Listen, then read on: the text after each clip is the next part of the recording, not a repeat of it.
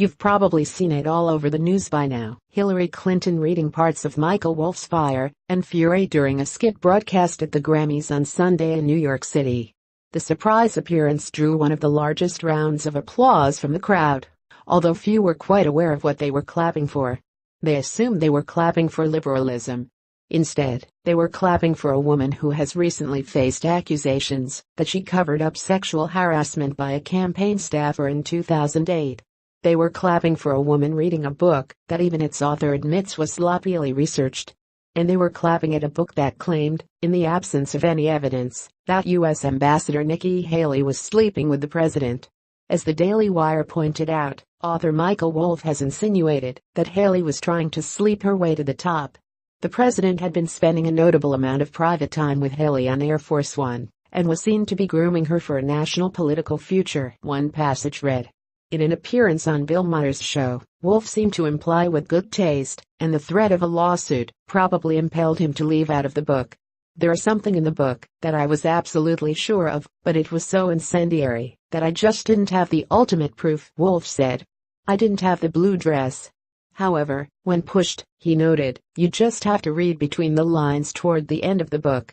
When you hit that paragraph you're going to say, bingo. Even the New York Times excoriated Wolff for his book, and comments in a Monday piece by Bari Weiss headlined the slut-shaming of Nikki Haley.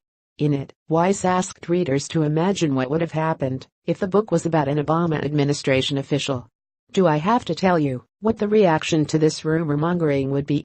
Heads would explode on every cable channel, except for Fox, of course, which would be calling for a special investigation, Weiss wrote.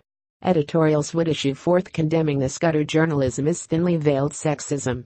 Some would insist that it be viewed as a number Me Too moment, unambiguous evidence of the deep discomfort men feel in the face of powerful women.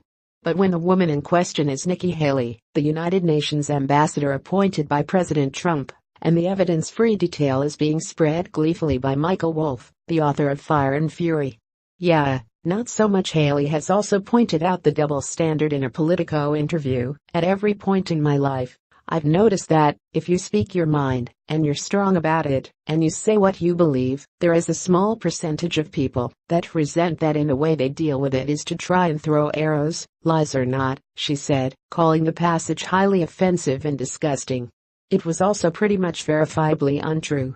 I have literally been on Air Force One once, and there were several people in the room when I was there, Haley told Politico, apparently referring to a July flight from Washington to Long Island. He says that I've been talking a lot with the president in the Oval about my political future. I've never talked once to the president about my future, and I am never alone with him. Given that at least Air Force One manifests can be easily obtained by reporters, were Haley lying, she likely would have been exposed as a liar by now. There's also the fact that Wolff has declined comment, a canny move, given the amount of provable nonsense in the book.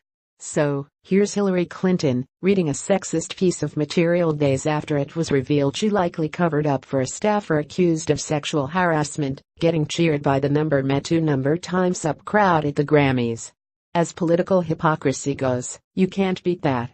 At least Nikki Haley had the last laugh.